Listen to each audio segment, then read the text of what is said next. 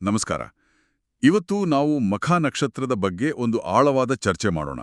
ನಮಗೆ ಸಿಕ್ಕಿರೋ ಈ ಜ್ಯೋತಿಷ್ಯದ ಮೂಲ ಆಕರಗಳನ್ನ ನೋಡಿದ್ರೆ ಒಂದು ತುಂಬಾ ಆಸಕ್ತಿಕರ ಚಿತ್ರಣ ಸಿಗುತ್ತೆ. ಹೌದು. ಇದು ಕೇವಲ ಗುಣಗಳ ಪಟ್ಟಿಯಲ್ಲ, ಇದೊಂದು ರೀತಿ ವ್ಯಕ್ತಿತ್ವದ ಕಗ್ಗಂಟು. ಈ ಆಕರಗಳು ಹೇಳೋ ಪ್ರಕಾರ ಮಖ ನಕ್ಷತ್ರದವರು ನೋಡಕ್ಕೆ ತುಂಬ ಮುಗ್ಧರು, ಆದ್ರೆ ಒಳಗೊಳಗೆ ಅಷ್ಟೇ ಚಾಣಾಕ್ಷರು. ಐಷಾರಾಮಿ ಜೀವನ ಬೇಕು ಅಂತ ಆಸೆ ಪಡ್ತಾರೆ, ಆದ್ರೆ ಅಷ್ಟೇ ದೊಡ್ಡ ದಾನಿಗಳೂ ಆಗಿರ್ತಾರೆ. ಈ ದ್ವಂದ್ವವೇ ಇವರ ಜೀವನದ ಚಾಲಿಕಾ ಶಕ್ತಿ ಇದ್ದಾಗೆ. ಹೌದು, ನೀವು ಹೇಳಿದ ದ್ವಂದ್ವ ಇದೆಯಲ್ಲ, ಅದೇ ಈ ಇಡೀ ವಿಶ್ಲೇಷಣೆಯ ಕೇಂದ್ರಬಿಂದು. ಓ. ನಮ್ಮ ಇವತ್ತಿನ ಚರ್ಚೆಯ ಉದ್ದೇಶವೇ ಈ ನಕ್ಷತ್ರದವರ ವ್ಯಕ್ತಿತ್ವದ ಆಳದಲ್ಲಿರೋ ಆ ಸಂಘರ್ಷವನ್ನ ಅರ್ಥ ಮಾಡ್ಕೊಳ್ಳೋದು. ಈ ಮೂಲ ಆಕರಗಳು ಕೇವಲ ಅವರ ಸ್ವಭಾವವನ್ನ ವಿವರಿಸಲ್ಲ. ಹೌದು. ಬದಲಿಗೆ ಅವರ ಜೀವನದ ಪ್ರತಿ ಹಂತದಲ್ಲೂ ಈ ದ್ವಂದ್ವ ಹೇಗೆ ಬೇರ್ಬೇರೆ ರೂಪ ಪಡೆಯುತ್ತೆ ಅನ್ನೋದನ್ನ ತೋರಿಸುತ್ತೆ. ಹಾಗಾದ್ರೆ ಈ ವ್ಯಕ್ತಿತ್ವದ ಪದರಗಳನ್ನ ಒಂದೊಂದಾಗಿ ಬಿಡಿಸಿ ನೋಡೋಣ. ಖಂಡಿತ. ಮೊದಲಿಗೆ ಆ ಮುಗ್ಧತೆ ಮತ್ತೆ ಚಾಣಾಕ್ಷತನದ ವಿಷಯಕ್ಕೆ ಬರೋಣ. ಸರಿ. ನೋಡಿದ ತಕ್ಷಣ ಯಾರಾದ್ರೂ ಇವರ ಜೊತೆ ಮಾತಾಡಬೇಕು, ಸ್ನೇಹ ಬೆಳೆಸಬೇಕು ಅಂತ ಅನಿಸೋವಷ್ಟು ಆಕರ್ಷಣೆ ಇವರಲ್ಲಿ ಇರುತ್ತಂತೆ. ಹೌದು, ಆಕರ್ಷಕ ವ್ಯಕ್ತಿತ್ವ. ಆದ್ರೆ ಅದೇ ಸಮಯದಲ್ಲಿ ಯಾವುದೇ ಪರಿಸ್ಥಿತಿಯನ್ನ ನಿಭಾಯಿಸಬಲ್ಲ, ಶತ್ರುಗಳನ್ನ ಸೋಲಿಸಬಲ್ಲ ಬುದ್ಧಿವಂತಿಕೆ ಇವರಲ್ಲಿದೆ. ಇದು ಹೇಗೆ ಸಾಧ್ಯ? ಒಂದೇ ವ್ಯಕ್ತಿಯಲ್ಲಿ ಇಷ್ಟು ವಿರುದ್ಧವಾದ ಗುಣಗಳು ಒಟ್ಟಿಗೆ ಇರೋಕ್ ಹೇಗೆ ಸಾಧ್ಯ? ಇದಕ್ಕೊಂದು ಜ್ಯೋತಿಷ್ಯದ ಕಾರಣ ಇದೆ. ಮಖ ನಕ್ಷತ್ರದ ಅಧಿಪತಿ ಕೇತು. ಓ, ಕೇತು. ಹೌದು, ಕೇತು ಒಂದು ಛಾಯಾಗ್ರಹ. ಅದಕ್ಕೆ ತನ್ನದೇ ಆದ ಭೌತಿಕ ಶರೀರವಿಲ್ಲ, ಅದು ಕೇವಲ ಒಂದು ಗಣಿತದ ಬಿಂದು. ಪುರಾಣಗಳ ಪ್ರಕಾರ ಅದಕ್ಕೆ ತಲೆ ಇಲ್ಲ, ಬರೀ ದೇಹ ಮಾತ್ರ. ಸರಿ. ಹಾಗಾಗಿ ಕೇತು ಆಧ್ಯಾತ್ಮಿಕತೆ, ಗತ ಜನ್ಮದ ಕರ್ಮ ಮತ್ತೆ ವೈರಾಗ್ಯವನ್ನ ಪ್ರತಿನಿಧಿಸುತ್ತೆ. ಆದ್ರೆ ಮಖ ನಕ್ಷತ್ರ ಇರೋದು ಸಿಂಹರಾಶಿಯಲ್ಲಿ. ಹೌದು. ಅದರ ಅಧಿಪತಿ ಸೂರ್ಯ. ಸೂರ್ಯ ಅಂದ್ರೆ ರಾಜ, ಅಧಿಕಾರ. ನಿಖರವಾಗಿ ಸೂರ್ಯ ಅಂದ್ರೆ ರಾಜ, ಅಧಿಕಾರ, ವೈಭವದ ಸಂಕೇತ. ಈಗ ನೋಡಿ, ಒಂದು ಕಡೆ ರಾಜನ ಹಾಗೆ ಬದುಕಬೇಕು ಅನ್ನೋ ಸೂರ್ಯನ ಪ್ರೇರಣೆ, ಇನ್ನೊಂದು ಕಡೆ ಎಲ್ಲವನ್ನೂ ತ್ಯಜಿಸ್ಬೇಕು ಅನ್ನೋ ಕೇತುವಿನ ಆಂತರಿಕ ಸೆಳೆತ. ಓಹೋ, ಈ ಎರಡು ಶಕ್ತಿಗಳ ನಿರಂತರ ತಿಕ್ಕಾಟವೇ ನೀವು ಹೇಳಿದ ಆ ದ್ವಂದ್ವಕ್ಕೆ ಕಾರಣ. ಓ, ಈಗ ಸ್ಪಷ್ಟವಾಯ್ತು. ಅಂದ್ರೆ ಅವರ ಹೊರಗಿನ ಆಕರ್ಷಣೆ ಮತ್ತು ಮಹತ್ವಾಕಾಂಕ್ಷೆ ಸಿಂಹರಾಶಿಯಿಂದ ಬಂದ್ರೆ, ಅವರೊಳಗಿನ ಆಳವಾದ ಯೋಚನೆ ಮತ್ತು ಚಾಣಾಕ್ಷತನ ಕೇತುವಿನಿಂದ ಬರುತ್ತೆ. ಹೌದು ಹೌದು. ಇದು ಅವರ ಹಣಕಾಸಿನ ವಿಚಾರದಲ್ಲೂ ಕಾಣಿಸುತ್ತಾ. ಯಾಕಂದ್ರೆ ಚಿಕ್ಕ ವಯಸ್ಸಿಂದಲೇ ಹಣ, ಐಶ್ವರ್ಯರಾಮಿ ಜೀವನದ ಮೇಲೆ ಅಪಾರ ವ್ಯಾಮೋಹ ಇರುತ್ತೆ. ಆದ್ರೆ ಜೊತೆಗೆ ದಾನ ಧರ್ಮ ಮಾಡೋ ಗುಣವೂ ಇರುತ್ತೆ ಅಂತ ಈ ಆಕರಗಳು ಒತ್ತಿ ಹೇಳುತ್ತವಲ್ಲ. ನಿಖರವಾಗಿ ಹಣ ಮತ್ತೆ ಐಶ್ವರ್ಯದ ಮೇಲಿನ ಆಸೆ ಅನ್ನೋದು ಸಿಂಹರಾಶಿಯ ರಾಜವೈಭವದ ಗುಣ. ಸ್ವಂತ ಕಾಲ ಮೇಲೆ ನಿಲ್ಬೇಕು, ಸಮಾಜದಲ್ಲಿ ಒಂದು ಉನ್ನತ ಸ್ಥಾನ ಗಳಿಸ್ಬೇಕು ಅನ್ನೋ ಹಂಬಲ ತುಂಬಾ ತೀವ್ರವಾಗಿರುತ್ತೆ. ಆದರೆ ಕೇತುವಿನ ಪ್ರಭಾವದಿಂದಾಗಿ ಅವರಿಗೆ ಭೌತಿಕ ವಸ್ತುಗಳ ಮೇಲಿನ ಹಿಡಿತ ಶಾಶ್ವತ ಅಲ್ಲ ಅನ್ನೋ ಅರಿವು ಎಲ್ಲೋ ಒಂದ್ ಕಡೆ ಇರುತ್ತೆ, ಆಂತರಿಕವಾಗಿ. ಹೌದು.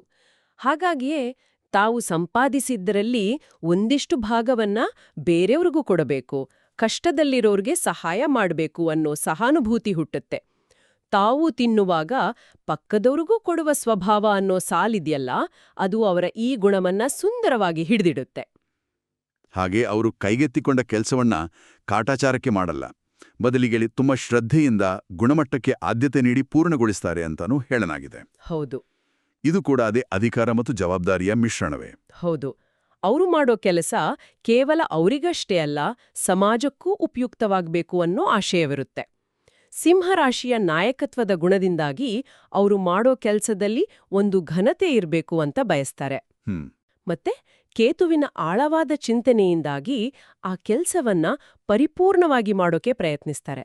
ಹಾಗಾಗಿ ಅವರ ಕೆಲಸದಲ್ಲಿ ಗುಣಮಟ್ಟ ತಾನಾಗೇ ಬರುತ್ತೆ. ಇದು ಕೇವಲ ಕೆಲಸವಲ್ಲ, ಅದು ಅವರ ವ್ಯಕ್ತಿತ್ವದ ಪ್ರತಿಬಿಂಬ. ಸರಿ, ಇಷ್ಟು ಬುದ್ಧಿವಂತಿಕೆ, ಜಾಣಾಕ್ಷತನ, ಧೈರ್ಯ ಎಲ್ಲ ಇರೋ ವ್ಯಕ್ತಿತ್ವಕ್ಕೆ ದೌರ್ಬಲ್ಯಗಳೇ ಇರೋದಿಲ್ವಾ? ಅಥವಾ ಆ ದೌರ್ಬಲ್ಯಗಳು ಕೂಡ ವಿಶಿಷ್ಟವಾಗಿರುತ್ತಾ? ಖಂಡಿತ ಇವೆ. ಇಲ್ಲಿಂದಾನೇ ಕಥೆ ಇನ್ನೂ ರಸಪ್ರದವಾಗೋದು. ಅವರ ಅತಿದೊಡ್ಡ ಶಕ್ತಿಯಾದ ಬುದ್ಧಿವಂತಿಕೆಯ ಜೊತೆಗೆ ಅವರ ಅತಿದೊಡ್ಡ ದೌರ್ಬಲ್ಯವೂ ಇದೆ. ಈ ಆಕರಗಳು ಹೇಳೋ ಹಾಗೆ ಇವರದು ಅತ್ಯಂತ ಸೂಕ್ಷ್ಮ ಮನಸ್ಸು. ಸೂಕ್ಷ್ಮ ಮನಸ್ಸ? ಹೌದು. ಪ್ರೀತಿಪಾತ್ರರು ದೂರ ಆದ್ರೆ, ಇಷ್ಟಪಟ್ಟೋರು ಮಾತಾಡದಿದ್ರೆ, ಅಥವಾ ಯಾರಾದ್ರೂ ಸಣ್ಣ ಟೀಕೆ ಮಾಡಿದ್ರೂ ಸಹಿಸೋಕಾಗಲ್ಲ. ಅವರ ಇಡೀ ಧೈರ್ಯ ಕುಸಿದು ಹೋಗುತ್ತೆ. ಒಂದು ನಿಮಿಷ, ಇದನ್ನ ನಂಬೋಕ್ ಕಷ್ಟ ಆಗ್ತಿದೆ. ಯಾವುದೇ ಶತ್ರುವನ್ನು ಸೋಲಿಸಬಲ್ಲ ಧೈರ್ಯವಂತರು ಯಾರೋ ಒಬ್ರು ಮಾತಾಡಿಲ್ಲ ಅಂತ ನೊಂದ್ಕೊಳ್ತಾರಾ? ಇದು ನಿಜಕ್ಕೂ ದೊಡ್ಡ ವಿರೋಧಾಭಾಸ. ಹೌದು, ಇದೇ ಅವರ ವ್ಯಕ್ತಿತ್ವದ ಅತಿ ಸೂಕ್ಷ್ಮವಾದ ಭಾಗ. ಇದಕ್ಕೊಂದು ಕಾರಣ ಇದೆ. ಅವರಲ್ಲಿರೋ ರಾಜನಂತಹ ಅಹಂ ಅವರಿಗೆ ಸದಾ ಗೌರವ ಮತ್ತೆ ಮನ್ನಣೆ ಬೇಕು ಅಂತ ಬಯಸುತ್ತೆ. ಟೀಕೆ ಅಥವಾ ಅವಗಣನೆ ಆ ಅಹಂಗೆ ನೇರವಾಗಿ ಪೆಟ್ಕೊಡುತ್ತೆ. ಓ, ಹಾಗಾಗಿಯೇ ಹೊಗಳಿಕೆಗೆ ಇವರು ಬಹಳ ಸುಲಭವಾಗಿ ಮಣಿಯುತ್ತಾರೆ. ಇದೇ ಅವರ ರಕ್ಷಾ ಕವಚದ ಏಕೈಕ ಬಿರುಕು ಇದ್ದ ಹಾಗೆ. ಹೌದಾ? ನೀನಿರೋದ್ರಿಂದಲೇ ಇದೆಲ್ಲ ಸಾಧ್ಯವಾಯಿತು ಅಂತ ಯಾರಾದ್ರೂ ಹೊಗಳಿದ್ರೆ ಸಾಕು, ಅವ್ರಿಗೋಸ್ಕರ ಏನ್ ಬೇಕಾದ್ರೂ ಮಾಡೋಕೆ ಸಿದ್ಧರಾಗ್ತಾರೆ. ಅಂದ್ರೆ ಇದನ್ನ ಬೇರೆಯವರು ತಮ್ಮ ಅನುಕೂಲಕ್ಕೆ ಬಳಸ್ಕೊಳ್ಳೋ ಸಾಧ್ಯತೆಗಳು ಹೆಚ್ಚಿರುತ್ತೆ ಅಲ್ವಾ? ಖಂಡಿತ. ಈ ಆಕರಗಳಲ್ಲಿ ಆ ಬಗ್ಗೆ ಸ್ಪಷ್ಟವಾದ ಎಚ್ಚರಿಕೆ ಇದೆ. ಹಾಗ ಇವರಿಗೆ ಹೊರಗಡೆ ಸ್ನೇಹಿತರ ಹಾಗೆ ನಟಿಸೋ ಗುಪ್ತ ಶತ್ರುಗಳ ಕಾಟ ಹೆಚ್ಚಾಗಿರುತ್ತಂತೆ. ಇವರ ಯಶಸ್ಸು, ಆಕರ್ಷಕ ವ್ಯಕ್ತಿತ್ವವನ್ನ ಕಂಡು ಅಸೂಯೆ ಪಡೋರು ಇವರ ಮುಂದೆ ನಗುತ್ತಾ ತೆರೆಮರೆಯಲ್ಲಿ ಇವರಿಗೆ ಹಾನಿ ಮಾಡೋಕೆ ಪ್ರಯತ್ನಿಸ್ತಾರೆ. ಅಯ್ಯೋ, ಇವರ ಹೊಗಳಿಕೆಗೆ ಮಣಿಯೋ ಸ್ವಭಾವವನ್ನ ಬಳಸ್ಕೊಂಡು ಕೆಲವರು ತಮ್ಮ ಕೆಲಸ ಮಾಡಿಸ್ಕೊಂಡು ನಂತರ ದೂರ ಸರಿಯೋ ಸಾಧ್ಯತೆಗಳೂ ಇವೆ ಅಂತ ಹೇಳಲಾಗಿದೆ. ಹಾಗಾಗಿ ಯಾರನ್ನ ನಂಬಬೇಕು ಅನ್ನೋ ವಿಷಯದಲ್ಲಿ ಇವರು ಬಹಳ ಜಾಗರೂಕರಾಗಿರ್ಬೇಕು. ಮಾತನಾಡುವ ಶೈಲಿ ಬಗ್ಗೆನೂ ಒಂದು ಕುತೂಹಲಕಾರಿ ಅಂಶ ಇದೆ. ಹೇಳಿ. ಇವರು ಯಾರಿಗಾದರೂ ಬೈಬೇಕಾದ ಸಂದರ್ಭ ಬಂದರೂ ನೇರವಾಗಿ ಕೂಗಾಡೋದಿಲ್ವಂತೆ. ಬದಲಿಗೆ ಅವರು ಮತ್ತೆ ತಪ್ಪು ಮಾಡದ ಹಾಗೆ, ಯೋಚಿಸೋ ಹಾಗೆ ಮಾತಾಡೋ ಕಲೆ ಇವರಿಗೆ ಗೊತ್ತಿದೆ ಅನ್ನುತ್ತೆ ಈ ಆಕರ. ಅಂದ್ರೆ ಒಂದು ರೀತಿಯಲ್ಲಿ ಗಿಲ್ಟ್ ಟ್ರಿಪ್ ಮಾಡೋದ್ರಲ್ಲಿ ನಿಪುಣರು. ಹೌದು, ಆ ರೀತಿ ಹೇಳ್ಬಹುದು. ನಿನ್ನ ಮೇಲೆ ತುಂಬಾ ಭರವಸೆ ಇಟ್ಟಿದ್ದೆ, ನೀನು ಹೀಗೆ ಮಾಡ್ಬಿಟ್ಟಿಯಲ್ಲ ಅನ್ನೋ ರೀತಿಯಲ್ಲಿ ಮಾತಾಡಿ ಎದುರಿಗಿರೋರನ್ನ ನೋಯಿಸದೆ ಅವರಿಗೆ ತಮ್ಮ ತಪ್ಪಿನ ಅರಿವಾಗುವಂತೆ ಮಾಡ್ತಾರೆ. ಇದು ಕೂಡ ಒಂದ್ ರೀತಿಯಲ್ಲಿ ರಾಜತಾಂತ್ರಿಕ ಗುಣ. ನೇರ ಸಂಘರ್ಷಕ್ಕೆ ಇಳಿಯದೆ ಮಾತಿನಲ್ಲೇ ಪರಿಸ್ಥಿತಿಯನ್ನ ತಮ್ಮ ಹಿಡಿತಕ್ಕೆ ತೆಗೆದುಕೊಳ್ಳೋ ಚಾಣಾಕ್ಷತನ ಇದು. ಸರಿ. ಇಂತಹ ಸಂಕೀರ್ಣ ವ್ಯಕ್ತಿತ್ವದವರ ಜೀವನದ ಪಯಣ ಹೇಗಿರುತ್ತೆ? ಈ ಎಲ್ಲಾ ಗುಣಗಳು, ದೌರ್ಬಲ್ಯಗಳು ಅವರ ಜೀವನದ ಬೇರೆ ಬೇರೆ ಹಂತಗಳಲ್ಲಿ ಹೇಗೆ ಪ್ರಭಾವ ಬೀರುತ್ತೆ? ಈ ಆಕರಗಳು ಅವರ ಜೀವನವನ್ನ 3 ಹಂತಗಳಾಗಿ ವಿಂಗಡಿಸಿವೆ. ಮೊದಲನೇ ಹಂತ ಅಂದ್ರೆ 25 ವರ್ಷಗಳವರೆಗೆ. ಹೌದು, ಮೊದಲ 25 ವರ್ಷಗಳು ಒಂದು ರೀತಿಯಲ್ಲಿ ಅಡಿಪಾಯ ಹಾಕೋ ಮತ್ತೆ ಅಸ್ಥಿರತೆಯ ಕಾಲ. ಅಸ್ಥಿರತೆನಾ? ಹೌದು. ಈ ಸಮಯದಲ್ಲಿ ಕೇತುವಿನ ಪ್ರಭಾವದಿಂದಾಗಿ ಕೆಲವು ಗೊಂದಲಗಳು ಮತ್ತೆ ಅಡಚಣೆಗಳು ಇರಬಹುದು. ಉದಾಹರಣೆಗೆ ಆರೋಗ್ಯ ಸಮಸ್ಯೆಗಳು, ಶಿಕ್ಷಣದಲ್ಲಿ ಅಡಚಣೆಗಳು, ಓದ್ತಿರೋ ಕೋರ್ಸ್ ಬದಲಿಸೋದು, ಕಾಲೇಜ್ ಬದಲಿಸೋದು, ಈ ಥರ. ಓ ಸರಿ. ಆದ್ರೆ ಇದೇ ಸಮಯದಲ್ಲಿ ಇವರಲ್ಲಿರೋ ಚುರುಕುತನ ಮತ್ತೆ ಸಂತೋಷದ ಮನೋಭಾವದಿಂದಾಗಿ ಇವರು ಎಲ್ಲರ ಗಮನ ಸೆಳೆಯುತ್ತಾರೆ. ಈ ಆಕರಗಳು ಹೇಳೋ ಪ್ರಕಾರ ಈ ವಯಸ್ಸಲ್ಲಿ ಪ್ರೇಮ ವ್ಯವಹಾರಗಳು ಹೆಚ್ಚಾಗಿರ್ತವೆ. ಕೆಲವೊಂಗೆ ಪ್ರೇಮ ವಿವಾಹಕ್ಕಾಗಿ ಹಠ ಹಿಡಿಯೋ ಸಾಧ್ಯತೆಯೂ ಇರುತ್ತೆ. ಹಾಗಾದ್ರೆ 25 ವರ್ಷಗಳ ನಂತರ ಜೀವನ ಸ್ಥಿರವಾಗುತ್ತಾ? ಎರಡನೇ ಹಂತ ಅಂದ್ರೆ 25ರಿಂದ 50 ವರ್ಷಗಳವರೆಗೂ. ಇದನ್ನ ಜೀವನವನ್ನ ಕಟ್ಟಿಕೊಳ್ಳುವ ಸಮಯ ಅಂತ ಹೇಳಲಾಗಿದೆ. ಹೌದು, ಇದು ಅವರ ಜೀವನದ ಅತ್ಯಂತ ಕ್ರಿಯಾಶೀಲ ಮತ್ತು ಮಹತ್ವಾಕಾಂಕ್ಷೆಯ ಹಂತ. ಇಲ್ಲಿ ಸಿಂಹರಾಶಿಯ ಪ್ರಭಾವ ಅಂದ್ರೆ ಸೂರ್ಯನ ಶಕ್ತಿ ಮುಂಚೂಣಿಗೆ ಬರುತ್ತೆ. ಸ್ಥಿರಾಸ್ತಿ, ವಾಹನಗಳನ್ನ ಖರೀದಿಸೋದು, ಭವಿಷ್ಯಕ್ಕಾಗಿ ಹಣ ಉಳಿಸೋದು, ಹೀಗೆ ಭೌತಿಕ ಜಗತ್ತಿನಲ್ಲಿ ತಮ್ಮ ಸಾಮ್ರಾಜ್ಯವನ್ನ ಕಟ್ಕೊಳ್ಳಕ್ಕೆ ಶುರು ಮಾಡ್ತಾರೆ. ಕುಟುಂಬದ ಜವಾಬ್ದಾರಿಗಳು, ಅದು ಅಣ್ಣತಮ್ಮಂದಿರ್ದಾಗಿರ್ಲಿ ಅಥವಾ ಮಕ್ಕಳದಾಗಿರ್ಲಿ, ಹೆಚ್ಚಾಗತ್ತೆ. ಸಮಾಜದಲ್ಲಿ ಗೌರವ, ಕೀರ್ತಿ ಸಂಪಾದಿಸ್ತಾರೆ. ಈ ಅವಧಿಯಲ್ಲಿ ರಾಜಕೀಯ ಅಥವಾ ಸಿನಿಮಾ ರಂಗದಲ್ಲಿ ಯಶಸ್ಸು ಮತ್ತು ವಿದೇಶ ಪ್ರಯಾಣದ ಅವಕಾಶಗಳು ಬರಬಹುದು ಅಂತಾನೂ ಈ ಆಕರಗಳು ಸೂಚಿಸುತ್ತವೆ. ಹಾಗಾದ್ರೆ ಅವರ ಜೀವನದ ಕೊನೆಯ ಹಂತ 50ರಿಂದ 75 ವರ್ಷಗಳವರೆಗೆ ಹೇಗಿರುತ್ತೆ? ಅವ್ರ ಕಟ್ಟಿಂದ ಈ ಸಾಮ್ರಾಜ್ಯವನ್ನ ಅನುಭವಿಸ್ತಾರಾ ಅಥವಾ ಆಗ್ಲೂ ಏನಾದ್ರೂ ತಿರುವುಗಳಿವ್ಯಾ? ಇದು ಬಹಳ ಆಸಕ್ತಿದಾಯಕ ಹಂತ.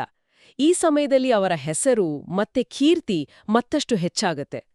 ತಾವಿರೋ ಸ್ಥಳದಲ್ಲಿ ಒಬ್ಬ ಗಣ್ಯ ವ್ಯಕ್ತಿಯಾಗಿ, ಪ್ರಮುಖ ವ್ಯಕ್ತಿಯಾಗಿ ಗುರುತಿಸ್ಕೊಳ್ತಾರೆ. ಆದ್ರೆ ಇಲ್ಲಿ ಮತ್ತೆ ಕೇತುವಿನ ಪ್ರಭಾವ ನಿಧಾನವಾಗಿ ಹೆಚ್ಚಾಗೋಕ್ ಶುರುವಾಗತ್ತೆ. ಮತ್ತೆ ಕೇತು? ಹೌದು. ಅವರು ಸಂಪತ್ತನ್ನ ವೃದ್ಧಿಸ್ಕೊಳ್ತಾರೆ, ಆದ್ರೆ ಅದರ ಜೊತೆಗೆ ಕುಟುಂಬದ ಸಮಸ್ಯೆಗಳನ್ನ ಬಗೆಹರಿಸ್ತಾರೆ, ಶತ್ರುಗಳ ಮೇಲೆ ಜಯ ಸಾಧಿಸ್ತಾರೆ, ನ್ಯಾಯಾಲಯದ ಪ್ರಕರಣಗಳಲ್ಲಿ ಗೆಲ್ತಾರೆ. ಈ ಹಂತದಲ್ಲಿ ಅವರು ತಮ್ಮ ಹಿಂದಿನ ತಪ್ಪುಗಳನ್ನು ಸರಿಪಡಿಸಿಕೊಂಡು ಜೀವನದ ಅನುಭವದಿಂದ ಒಬ್ಬ ಗೌರವಾನ್ವಿತ, ಜ್ಞಾನಿ ವ್ಯಕ್ತಿಯಾಗಿ ರೂಪುಗೊಳ್ತಾರೆ. ಅಂದ್ರೆ ಭೌತಿಕ ಯಶಸ್ಸಿನ ಜೊತೆಗೆ ಒಂದು ರೀತಿಯ ತಾತ್ವಿಕ ಪ್ರಬುದ್ಧತೆ ಅವರಲ್ಲಿ ಕಾಣಿಸ್ಕೊಳ್ಳುತ್ತೆ. ನಿಖರವಾಗಿ. ಅದೇ ಕೇತುವಿನ ಪ್ರಭಾವ. ಈ ಪಯಣದಲ್ಲಿ ಅವರಿಗೆ ಸಹಾಯ ಆಗುವಂಥ ಕೆಲವು ನಿರ್ದಿಷ್ಟ ಅಂಶಗಳ ಬಗ್ಗೆ ಈ ಆಕರಗಳಲ್ಲಿ ಏನಾದರೂ ಮಾಹಿತಿ ಇದೆಯಾ? ಅಂದ್ರೆ ಶುಭ ದಿನ, ಬಣ್ಣ, ಸಂಖ್ಯೆ ಆ ಥರ. ಖಂಡಿತ ಇದೆ. ಅವರಿಗೆ ಕೆಲವು ನಿರ್ದಿಷ್ಟ ಅಂಶಗಳು ಶುಭಕರ ಅಂತ ತಿಳಿಸಲಾಗಿದೆ. ಅವರ ನಕ್ಷತ್ರ ವೃಕ್ಷ ಆಲದ ಮರ. ಆಲದ ಮರ. ಹೌದು, ಇದು ಜ್ಞಾನ ಮತ್ತು ಸ್ಥಿರತೆಯ ಸಂಕೇತ. ಶುಭ ದಿನ ಗುರುವಾರ. ಇದು ಜ್ಞಾನ ಮತ್ತು ಸಮೃದ್ಧಿಯ ಕಾರಕನಾದ ಗುರುವಿನ ದಿನ. ಶುಭ ಬಣ್ಣ ಗೋಧಿ ಬಣ್ಣ ಮತ್ತು ಶುಭ ಸಂಖ್ಯೆಗಳು 1 ಅಂದ್ರೆ ಸೂರ್ಯನ ಸಂಖ್ಯೆ ಮತ್ತು 7 ಕೇತುವಿನ ಸಂಖ್ಯೆ. ಓ, ಇಲ್ಲಿಯೂ ಕೂಡ ಆ ದ್ವಂದ್ವದ ಸಂಕೇತ. ಹೌದು, ನೋಡಿದ್ರಾ?